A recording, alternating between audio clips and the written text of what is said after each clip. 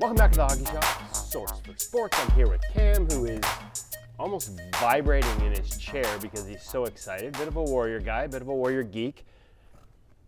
Excited about the Warrior G7. Now, I'm a little disappointed that we can't do the like a G6 baby anymore. But hey, onwards and upwards, Cameron. Oh, onwards and upwards, my friend. Onwards and upwards. Where you want to start? G7 RTL. That's where we'll start. RTL. So stands for? Ritual. And? Oh, like that's abbreviation. I thought it was Ritual T and L stood for something else. Thomas Lima. Not that bright. Keep going. So that's now their top end. So whereas you're looking at their nomenclature between the line, RTL now becomes your top end price point, your elite level. And then you'll see G7 Pro Senior, which is now the mid price point. So following in the footsteps of some of the other companies that are now calling their mid-range level gear Pro. So a little bit confusing. Why do y'all do that to us? I mean, hey. Call it Pro when it's not the top end, but I digress because Warrior's not the only one. No, they weren't first. I don't love it, but y'all do what y'all got to do. We're here now. But, so, let's talk about the pad first and the differences between that and now a G6. So, starting off with visuals right off the bat, you will notice that there is a break below the knee now. So, one of the things with the G6 is the pad is extremely, extremely stiff. This actually still follows in that footsteps, but there is a little bit more bend to it inherently. So this can help out. Mine's not bending, Cam.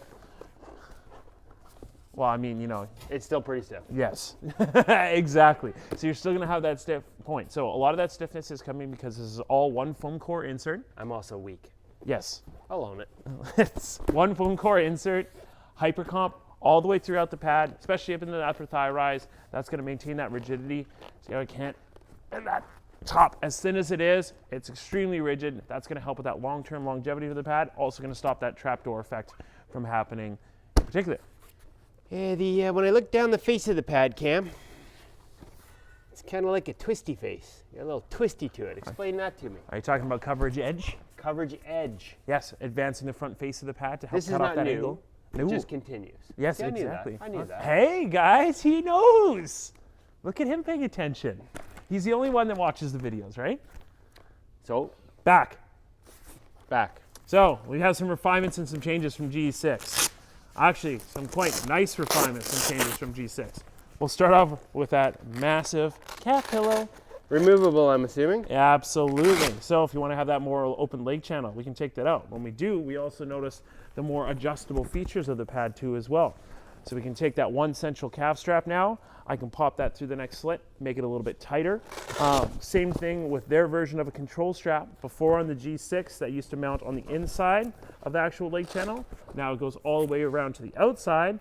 And those thinkers at Warrior added a Velcro patch. So say you take your knee strap and bring it down behind your calf, you can actually just strap it right on top. And you can actually inset that as well. There's two different straps. Absolutely. Listen. Pete Smith's always coming up with new stuff. He's a thinker, watch out. He is absolutely a thinker, love that. So, couple returning features. Yep. Look down, we have an integrated actual now toe bridge in terms of the Warrior pads. So if you're not a fan of their elastic clip straps, which have continued forward since G2, you can take those out and now you can add your own laces, pro laces. Opportunity to go traditional if you'd like. Exactly. Their hinge boot is another quick feature that we'll quickly go over. So that is allowing that extra flexibility to the pad, especially down low, really being able to deflect those pucks where you need them to go. Wow, there's a lot of flex there. Yes, exactly. So a lot of nice things that we're seeing in the pad itself. You were touching their massive boot pad. So this would be like this, it's a pad in the middle. Yes. But it eliminates sort of an inset channel, much Correct. like a lot of brands have gone to that flat design. Tabletop. Yeah. So was this already on? I'm going to apologize, Cam. I remember the G6 review. I don't remember if it was on there, having not used the pad myself. Was it already on the G6? Well, you know what? The best part about having a producer with us today, I think he can toss us this G6 pad so we can quickly compare. High-end production value here at InGoal Magazine. Look at that. Amazing. So what you do see, similar style of boot pad, not as pronounced. This one feels like it is a little bit more pronounced. So that's going to potentially affect fit. Important to come in and make sure. Exactly. So G6 versus G7. You can see that a little bit more pronounced. So what we have so far been finding, actually even with the G6 as well, was that the pad was already inherently fitting a little bit bigger because it's stiffer and straighter. So this is coming into factor a little bit into play. We need to see some more on some legs. We need to get a little bit more feedback before we would 100% call it, okay, this is an inch bigger or not an inch bigger sort of thing. So stand by a little bit more. Remember, you can always call me if you have questions, don't worry.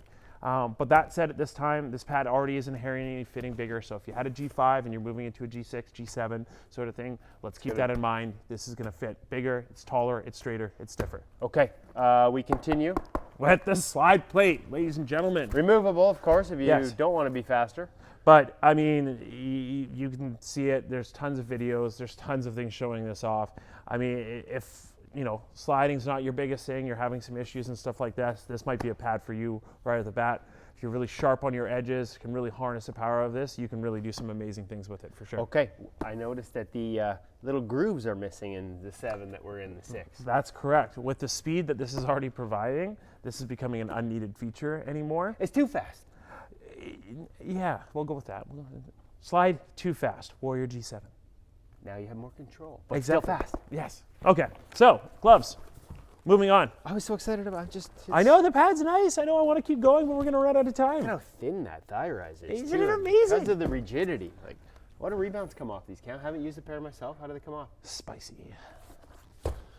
Hot like Cam. All right, get to the gloves before he gets carried away. All right, so you've given me G7 blocker, 20-degree board angle, designed to increase that rebound speed. Does it go when yes. it comes off? Okay. Hypercomp makes its return to the blocker as well. Spicy rebounds off the blocker. So they have 2 blockers. Let's go over Hand that. position. Neutral liner. So now I am holding both hand. their blockers. So what I have here is G7, G7.1. So quick differences will be our blocking board angle between the two. These are both RTLs, so Yes. the highest price point. So these are 2 different versions of the highest price point. Don't get confused. 35-degree angle on the blocker board here. What this can give you is a little bit more control in terms of where you're popping that rebound. So it's got a little more curve at the top. Correct. A little easier. If you're a guy that has a tendency to pull up, have pucks skip off your blocker and go up high, even if it's over the net or in behind you, you want to go to this one. So what I do find with this is that in terms of for the Show center. us the profile like that, Cameron. Yeah, look at that. See, there's the difference, folks. So in terms of the center blocker board feel, in terms of how that blocker punches, I do find, me personally, I like the 7.1 a little bit more. I find a little bit more balance. This one I feel is bottom heavy, which is good. That's getting you your forward advancement towards that puck. But also you get, in theory, more coverage with that as well. All right. 2 glove offerings. Mitts. Yes. 7.0, 75-degree closure, removable palm. 75-degree closure, 7.1, non-removable palm, stitched in. She's permanent. Single T, double T, wide catching surface, long catching surface. Similar feeling, 580-ish. Similar feeling, 590-ish. Overall closure, quite good, right out of the box. Both these are nice and fresh. Still needs a quick bake, and then it can set it all up. Nice thing about Warrior gloves have always been their fact that they can open up and dry out nice and easily, especially if you have the 7.0 in terms of having that removable palm. You get to wash it, you get to clean it, things like that. Replace it if it wears out. Exactly. Also different options. You can put their 60 and or 90-degree palm inside. You're still closing on a 75-degree angle, but however, you're changes changing your hand position. Look at that. Pete Smith, Warrior, smart guys. So, you want to change some stuff up, RTL, available custom. You can start to mix and match a few things, single T, double T, what have you. You have the ability to make this pad even stiffer if you really wanted to, but that's crazy. You can go a little bit softer, which is something I've done personally myself. Yeah, that might be, I think that would probably be the trend most would go to. Thicker practice palm glove available now too as well. So again, 2 sets of gloves. Those are all things that are available. Intermediate custom, that's a nice highlight, available as well. Obviously check that out on Warrior's Customizer. And as always, you saw a G6 pad come my way wherever it did go. We threw it at you. I know. It's right there. Oh, it is right there. Hey, I found it. Donkey. But you know what that means? That also there's more sale product. So I've got G6 left over from last year. I've Ooh, got the glove. like a G6. I've got the blocker. Like a G6, baby. You just wanted to say it. You can check those out at thehockeyshop.com. Any questions about Quite happy the with G7? myself right now. Any questions about the G7 gear, you can give me a call, 604-589-8299 or 1-800-567-7790. Check us out at thehockeyshop.com. Like, subscribe. Kevin, did you want to add anything else? Not only does he have G6 on sale, but as we told you on the podcast last week, he has fresh. Like, he actually had the opportunity to buy more, and he has fresh. Like, this isn't just leftovers. He's got a bunch, and it's a really great price. So if you're a fan of the product, don't want to buck up for the new stuff, you can get yourself a deal. If you're not a Rotten Tomato and you want to be certified fresh, check out the website. I don't even know what that was. You don't know Rotten Tomatoes? You should just sing the song. No, you don't. Like Oh. baby.